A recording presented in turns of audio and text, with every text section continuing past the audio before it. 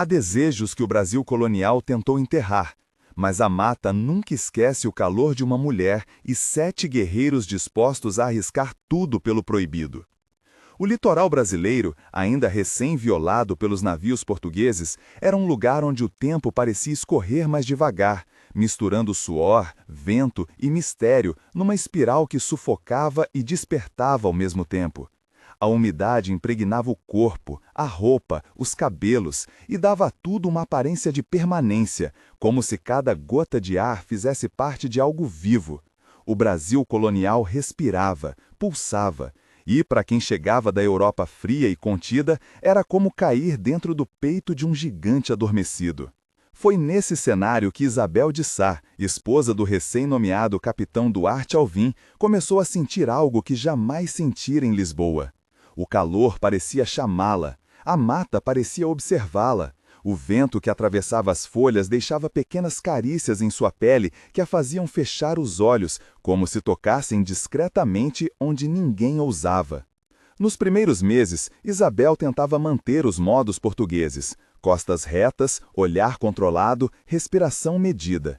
Mas o Brasil tinha planos diferentes para ela. O sol batia na madeira da varanda e refletia em sua pele de forma indecente para os padrões da corte. O suor formava linhas pelo pescoço, descendo entre os seios, e ela sentia, pela primeira vez na vida, que seu corpo respondia ao mundo sem pedir permissão. Os portugueses da feitoria percebiam, e os povos da mata também.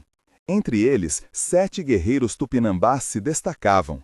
Eram conhecidos pela força, pela beleza bruta que se impunha sem esforço e pela presença que fazia qualquer ambiente parecer pequeno. Seus corpos pentados contavam histórias, suas cicatrizes eram medalhas vivas e seus olhos carregavam uma intensidade que fazia até homens experientes desviarem o olhar. Para Isabel, o primeiro encontro foi quase um acidente.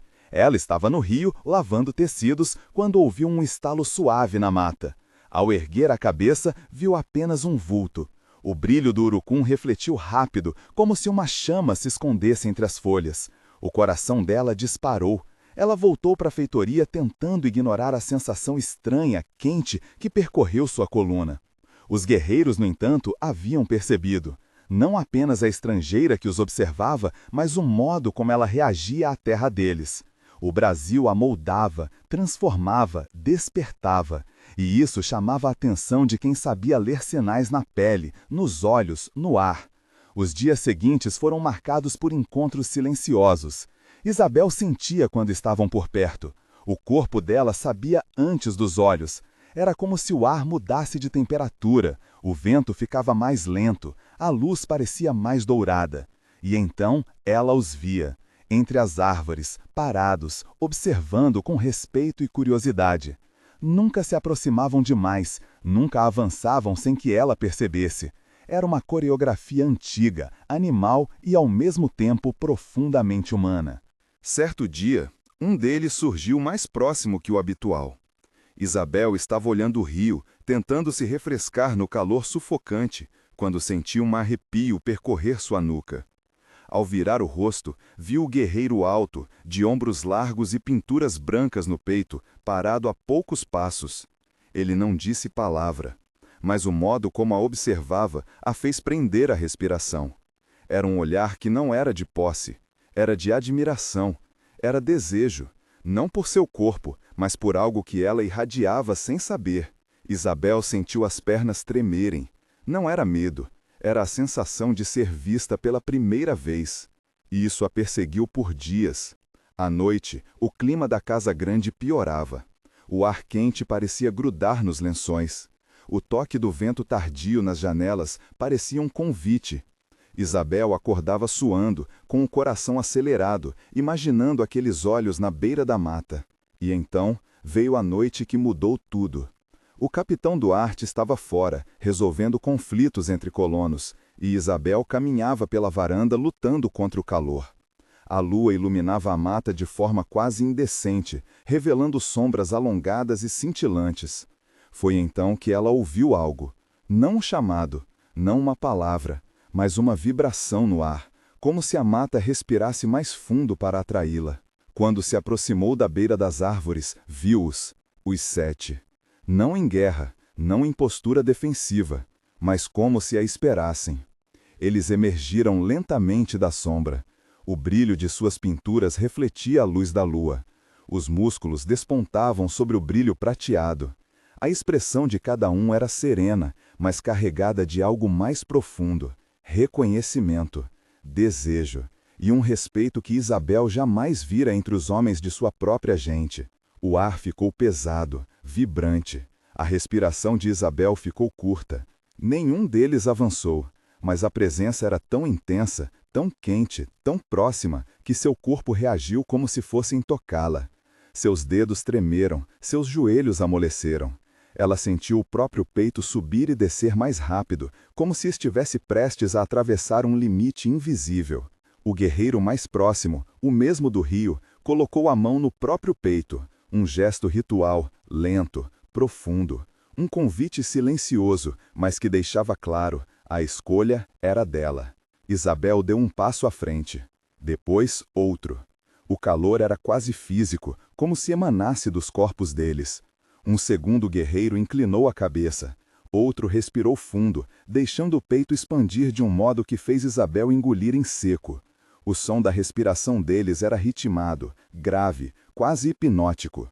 A mata inteira parecia acompanhar.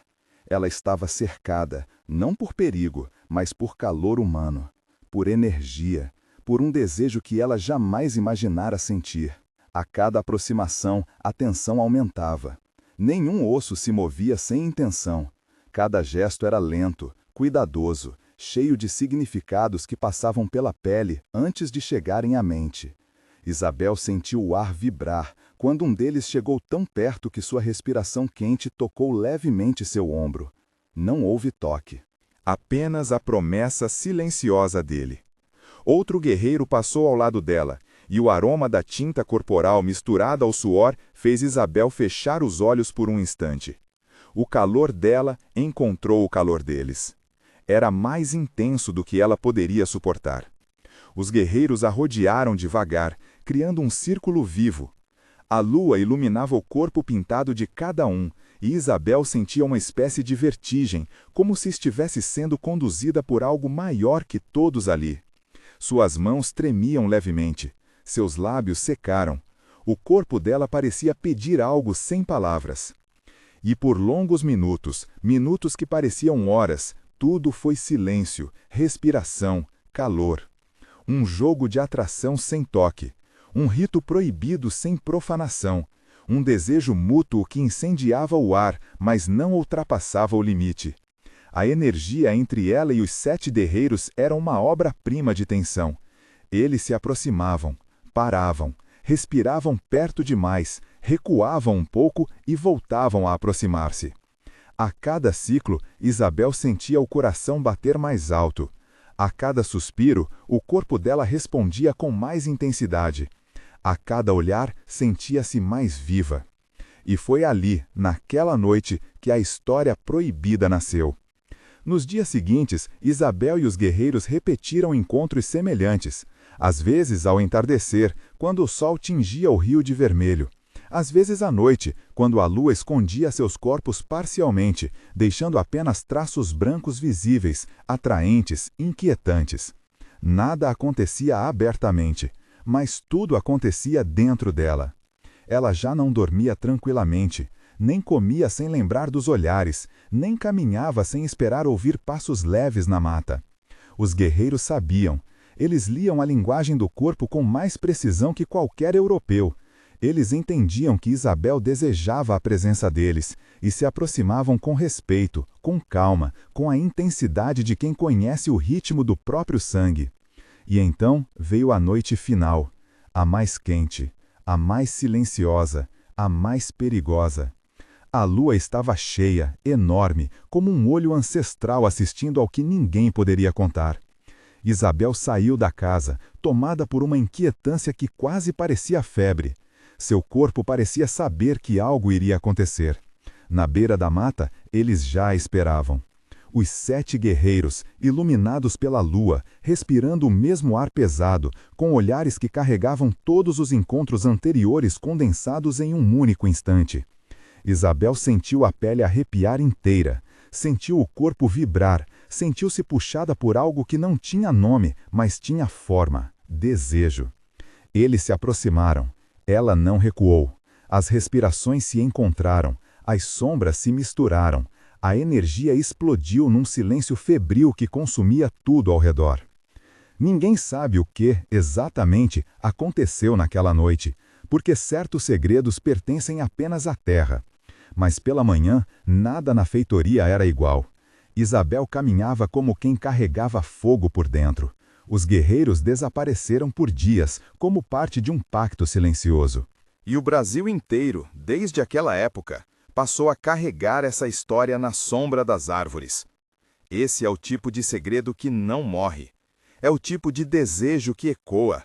É o tipo de lenda que atravessa séculos. Se essa história mexeu com você, compartilhe este vídeo e siga o canal. Ainda existem segredos do Brasil colonial esperando para serem revelados, e nós vamos mostrar todos eles.